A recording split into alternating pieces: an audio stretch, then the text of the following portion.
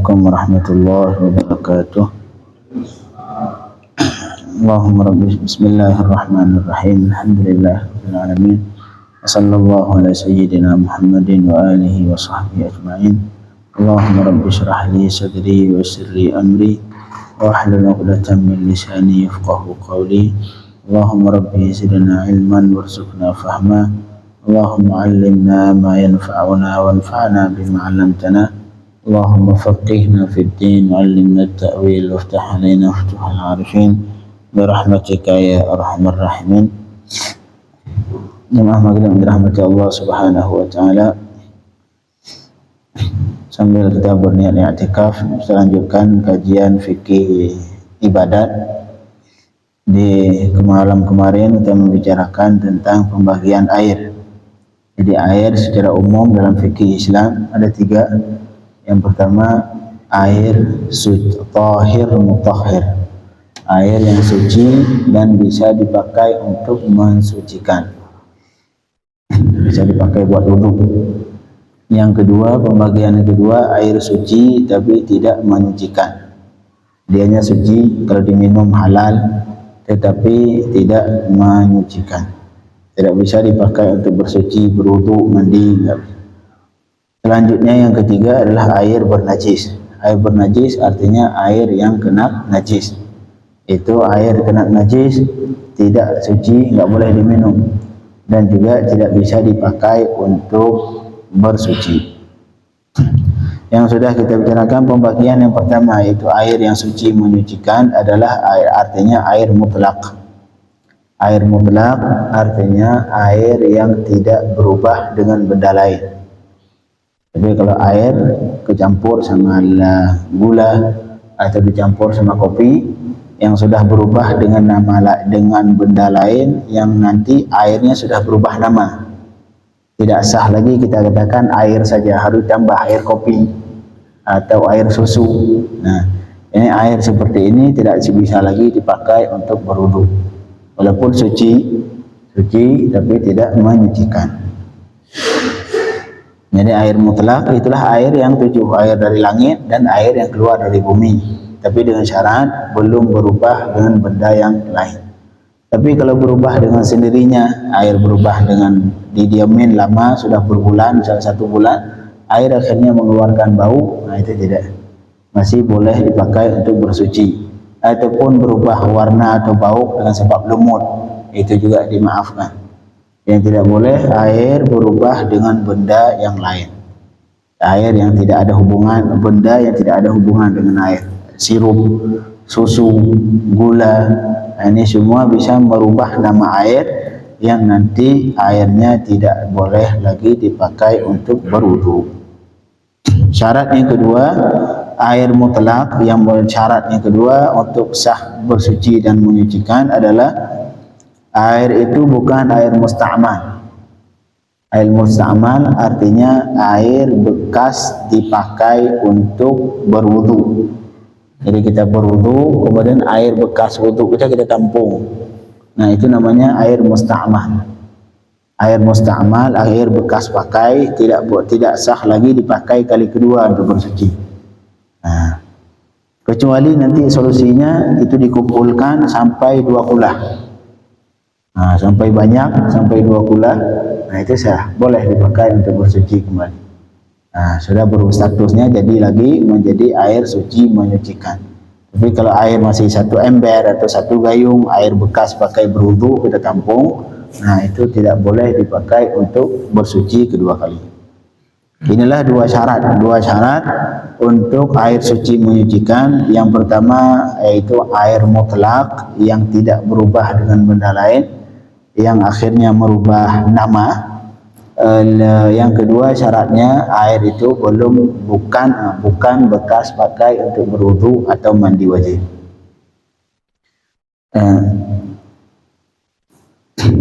La ilaha illallah.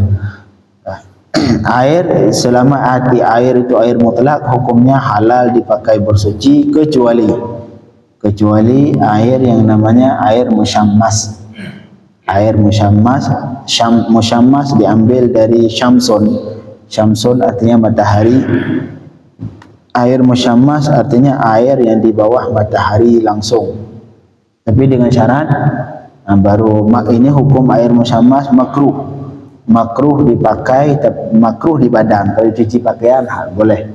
Ini kalau di badan yang mandi atau berwudu makruh air musyammas. Air musyammas artinya air yang di bawah matahari langsung, tapi dengan makruh jika yang pertama berada di daerah panas seperti di Arab Saudi, itu lagi musim panas. Kemudian sedang musim panas, jadi di daerah panas dan sedang musim panas. Kemudian air itu wadahnya terbuat dari logam, jadi dari besi, tembaga. Nah, air di situ di bawah matahari langsung dan sedang musim panas di daerah yang panas. Nah, hukumnya air ini namanya air musyammas, makruh dipakai di badan. Karena kata ulama, air ketika seperti itu di tempat logam, logam ini nanti bakal mengeluarkan zat-zat yang kalau dipakai ini bakal rusak kulit gitu. Nah, akhirnya jadi yang mengeluarkan karat gitu, mengeluarkan karat yang nanti akibatnya dikhawatirkan bakal merusak kulit. Akhirnya makruh dalam mazhab Syafi'i, makruh memakai air musyammas di badan. Jadi musyammas tadi syaratnya itu, yang pertama air di bawah matahari langsung di daerah yang panas dan sedang musim panas. Kemudian wadahnya, wadah air saat itu di tempat yang terbuat dari logam. Nah, tapi kalau di plastik atau di toren, ada enggak, walaupun panas tidak makruh, enggak makruh.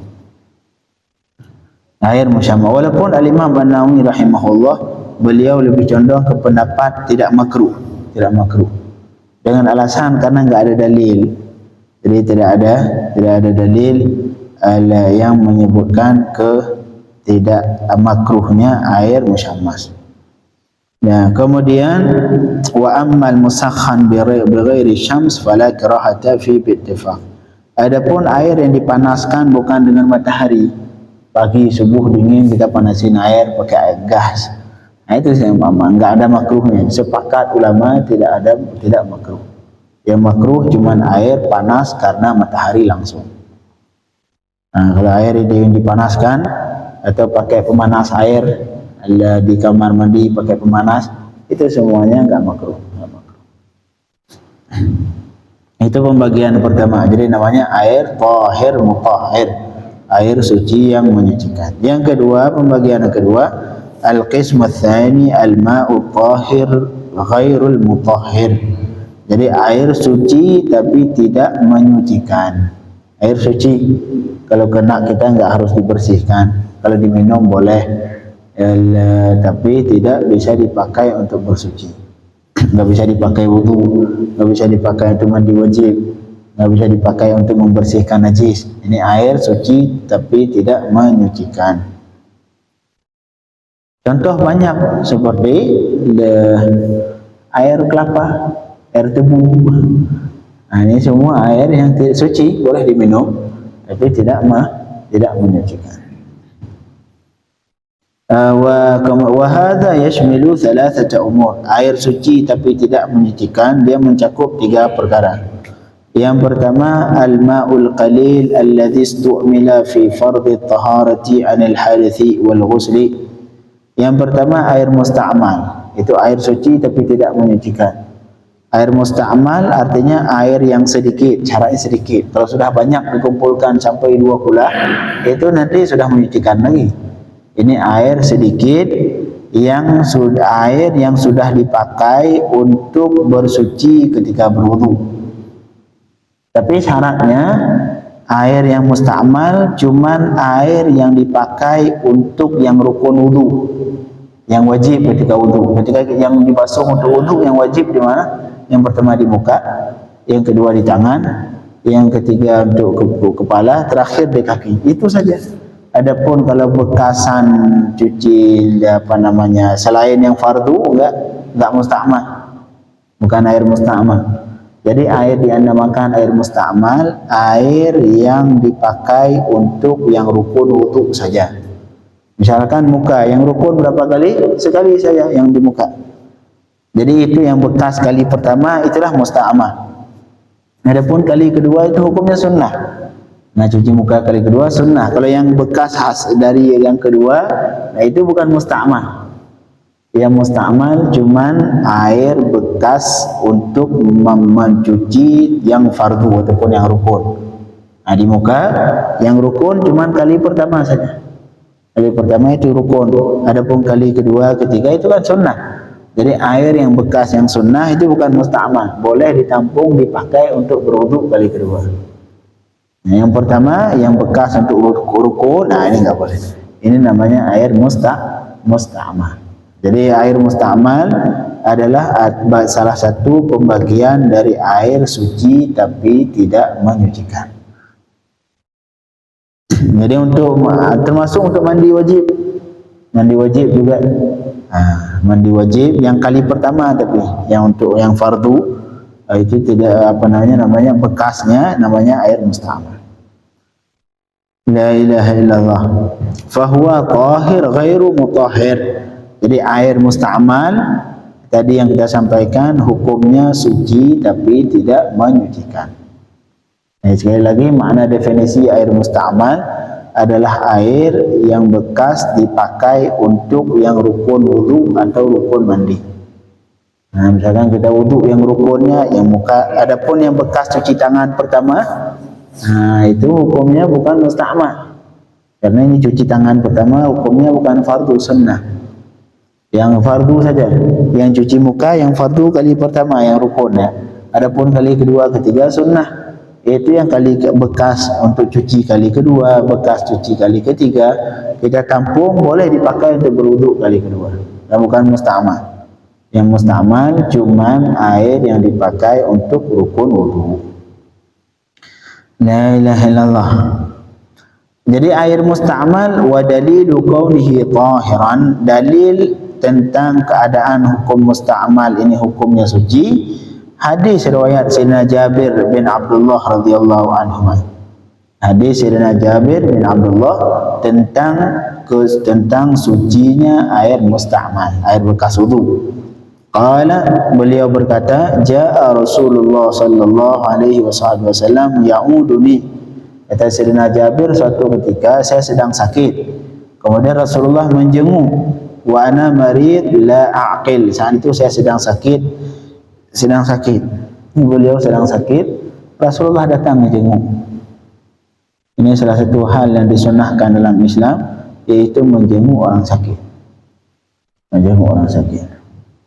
Rasulullah setiap beliau selalu memantau ini sahabatnya, kalau ada yang sakit dijenguk. Satu ketika Sayyidina Jabir sakit, Rasul menjenguk, fatawadda. Kemudian Rasul berwudu. Kemudian apa yang terjadi? Selesai Rasul berwudu, wasabba min wudu'ihi alaihi. Kemudian Rasul sallallahu alaihi wasallam menuangkan air bekas wudunya kepadaku. Itu air yang bekas kita pakai wudu, itu untuk mengobatin penyakit bagus. Nah, ini hadis bahwa air bekas wudu itu bagus jadi obat. Nah, disebutkan sebagai riwayat nanti babnya. Salah satu hal yang disunnahkan yaitu air bekas wudu untuk jadi obat. Termasuk saya dulu ketika di pondok dulu saya minum air bekas wudu, saya minum. Tapi alhamdulillah sembuh. Sembuh. Ini contoh penyakitnya, apa namanya? Berkah lah namanya. Inilah contoh hadis Sayyidina Jabir, akhirnya bekas Rasul wudu ditampung airnya, disiramlah Sayyidina Jabir di padu untuk dituangkan ke Sayyidina Jabir alaihi salam. Nah, Sayyidina Jabir radhiyallahu anhu. Muhammad.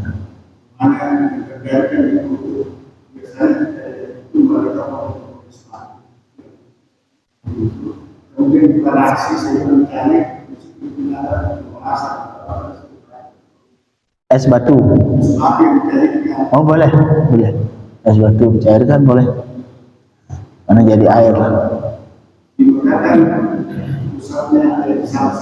Iya.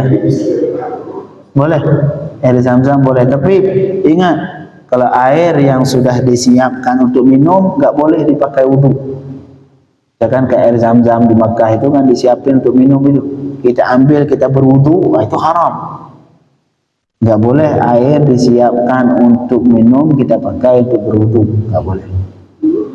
Ustaz, kemudian air yang sekarang kan orang tidak ada suri, yang sudah disuri, ada di sebelah. Iya, Bisa kan? bisa. Yang di sebelah ini. Air isi ulang. Yang sekarang PDAM.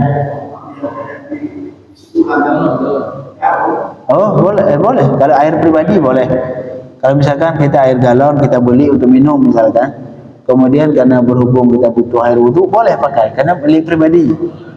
Tapi kalau yang disediakan kayak di Makkah di Masjidil Haram itu di tempat-tempat air Zam-Zam itu disediakan air itu untuk minum.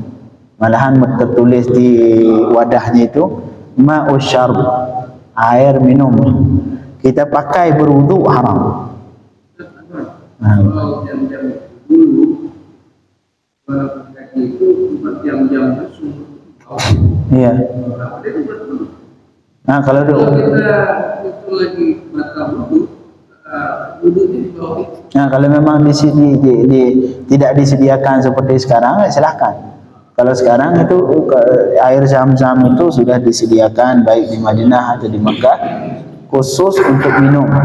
Apalagi kalau udah ditaruh kadang-kadang sudah dingin itu, ditaruh di tempat yang warna kuning-kuning itu. Itu kita ambil, kita pakai buat wudu nggak boleh. Hati-hati itu.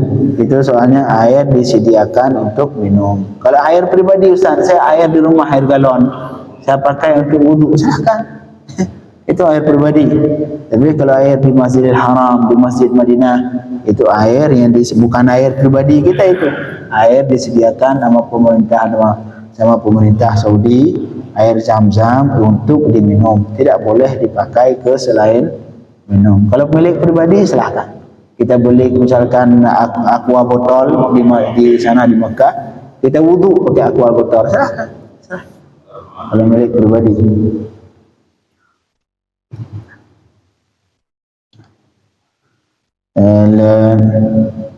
Sebenarnya kalau dalam masalah yang ketat, masalah air, pengkhususan air ini ketat dalam Islam, termasuk air masjid. Air masjid disediakan sama masjid untuk berwudu atau untuk mandi atau untuk keperluan masjid.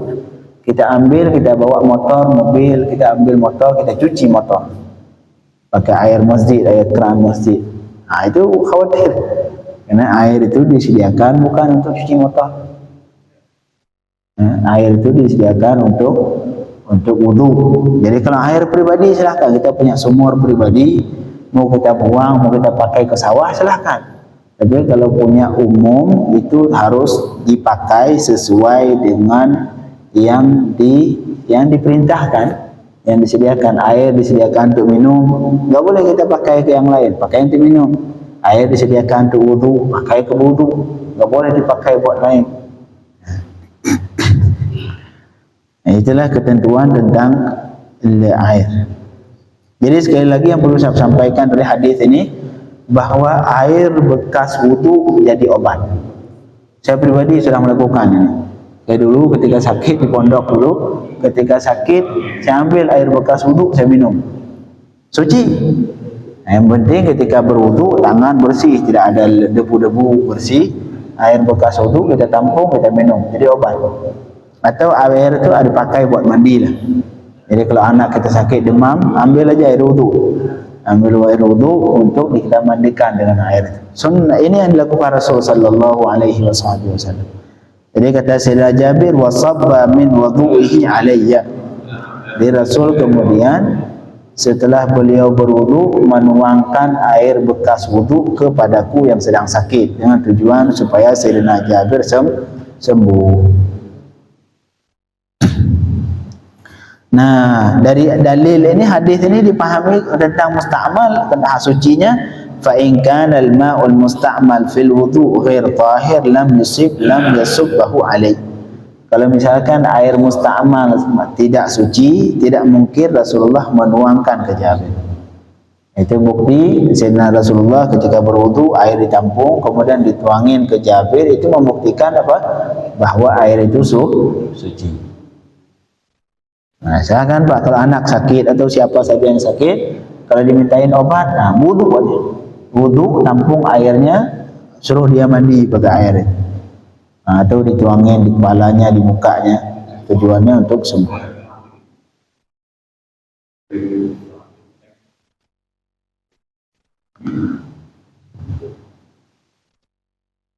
La ilaha illallah.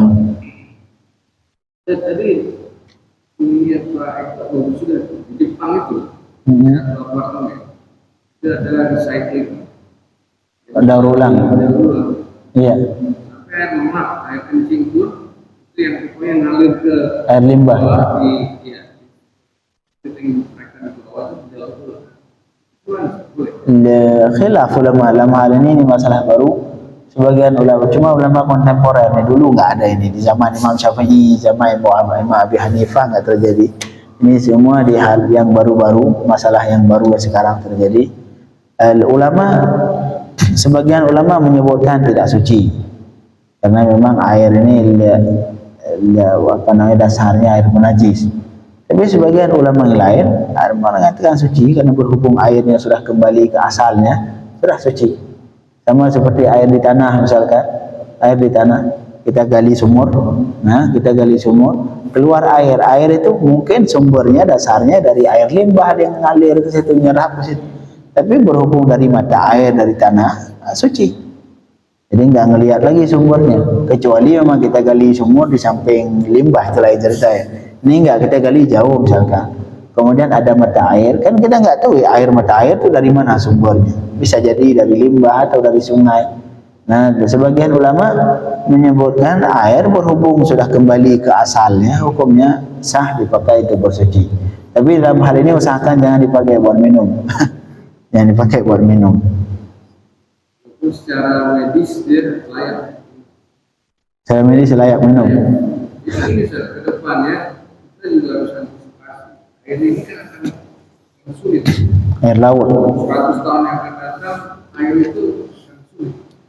Dan pasti satu saat ulama harus memutuskan karena umumnya mereka akan berulang. Iya, sekarang ulama sudah memutuskan seperti itu.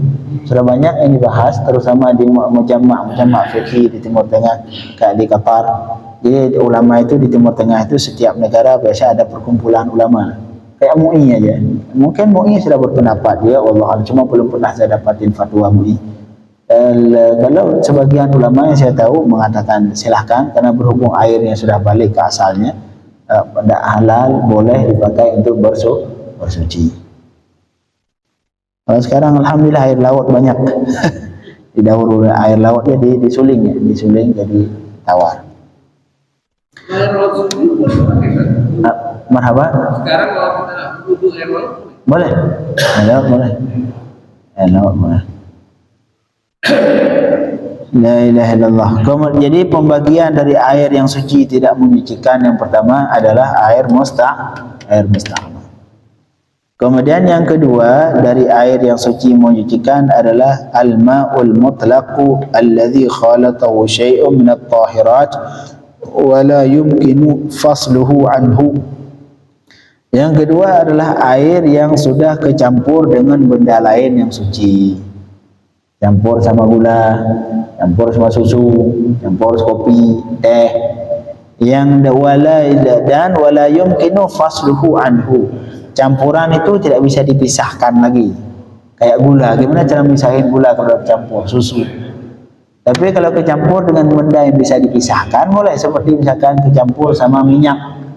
Itu minyak sama air pisah aja. Jadi syarat yang bisa merubah status air itu benda yang suci tapi yang kecampur sama air yang tidak bisa dipisahkan. Seperti teh. Nah, kemudian jadi air yang kedua adalah air yang sudah kecampur dengan benda yang lain yang suci dan akhirnya ketika bercampur nama air berubah. Nama air tidak sah lagi dikatakan air, harus tambah kaitnya, tambah kopi, susu. Nah, jadi kalau sudah berubah seperti itu juga airnya tidak lagi menyucikan. Walaupun suci tapi tidak menyucikan. Fahuwa tahir ghairu mutahhir, maka air itu air yang sudah kecampur dengan benda lain yang sudah berubah nama termasuk air yang suci tidak menyucikan. Contohnya kal mukhtalit bima za'faran, seperti air yang kecampur dengan air za'faran. Za'faran itu kayak rumput biasanya dipakai di kebuli. Nah, merah-merah. Itu kalau kita taruh di air warna merah, warna kuning. Nah, ini termasuk air itu nggak boleh dipakai lagi untuk berwudu. Termasuk kalau sekarang kita teh, kopi. Nah, la ilaha illallah. Contoh wakada syai, begitu juga teh ini. Nah,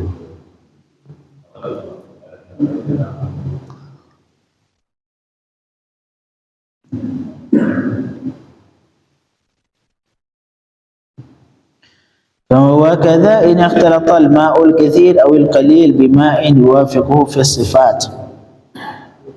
Begitu juga kalau air kecampur dengan benda cair yang lain yang sifatnya sama. Contoh misalkan kita ada air satu gayung, kita tuangin air kelapa di situ, berubah nggak air? Nggak berubah. Baunya nggak berubah, rasanya nggak berubah, karena air kelapa sifatnya sama seperti air. Ini bukan air kelapa yang manis ya, air kelapa yang tawar. Air kelapa yang tawar yang sama seperti sifatnya sama seperti air. Ketika dicampur, airnya warna nggak berubah, rasa nggak berubah, bau nggak berubah. Itu mustahil. Apakah air ini boleh dipakai berwudu nggak? Kalau kejadian seperti itu, misalkan kecampur dengan benda cair yang lain, yang sama sifatnya, caranya kita takdirkan benda cair yang lain itu seperti sirup. Misalkan nih, kita tuangin air kelapa, memang nggak berubah sama sekali air ketika dicampur dengan kelapa. Nah, cara untuk mengetahui air ini masih bisa dipakai berwudu atau tidak, kita anggap kalau air sebanyak air kelapa tadi itu air sirup. Misalkan kita takdirkan ke sirup, ini air bakal berubah atau tidak? Misalkan satu gayung air biasa, air sumur, kita tuangin satu gelas air kelapa.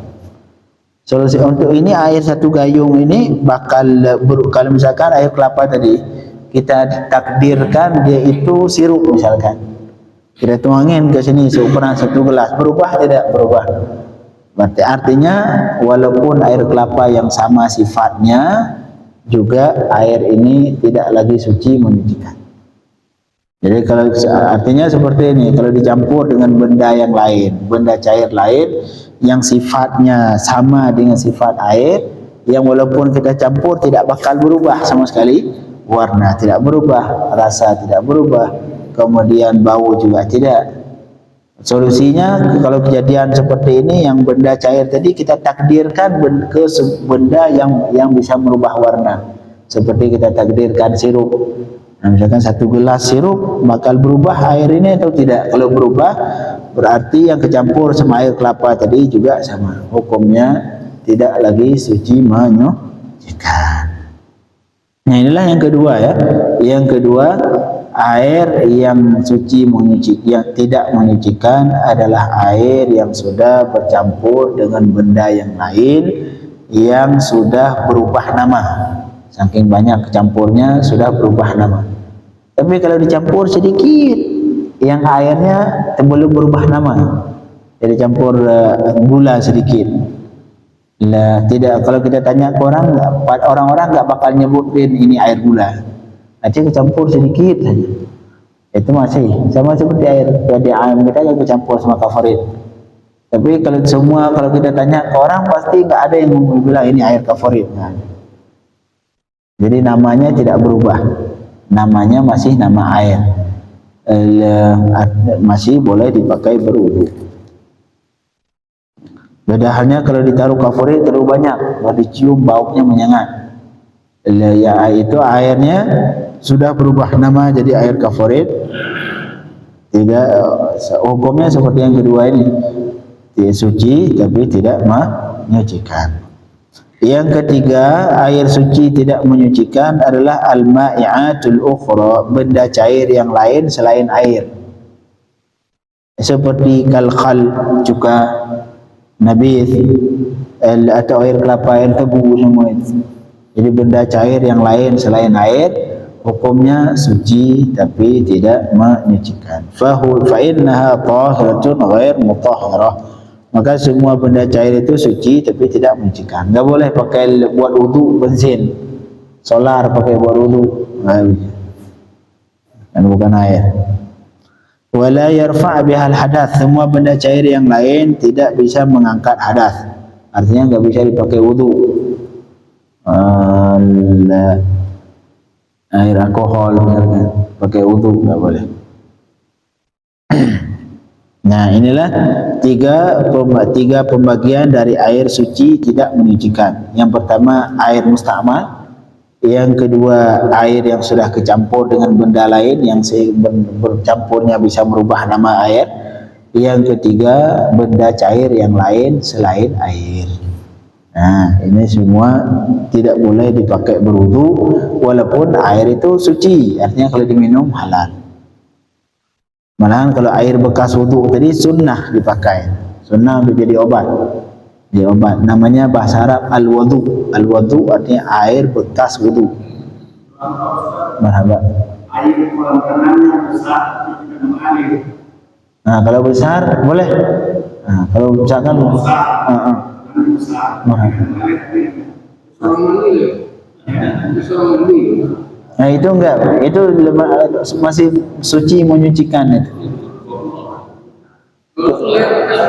Walaupun bekas mandi. Kecuali sudah berubah airnya. Misalkan orang mandi satu kolam yang mandi 2000. Akhirnya kita cium udah bau, wallahu alam sudah. Nah, itu enggak lagi kalau sudah berubah. Tapi selama airnya warnanya masih belum berubah, kemudian baunya masih belum berubah, nah, masih boleh dipakai untuk berwudu.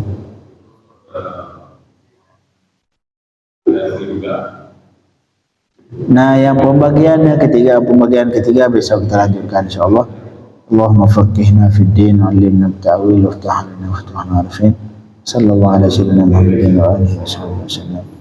Walhamdulillahi rabbil alamin. Air 2 kulah itu seukuran 200 liter. Air 2 kulah seukuran 200.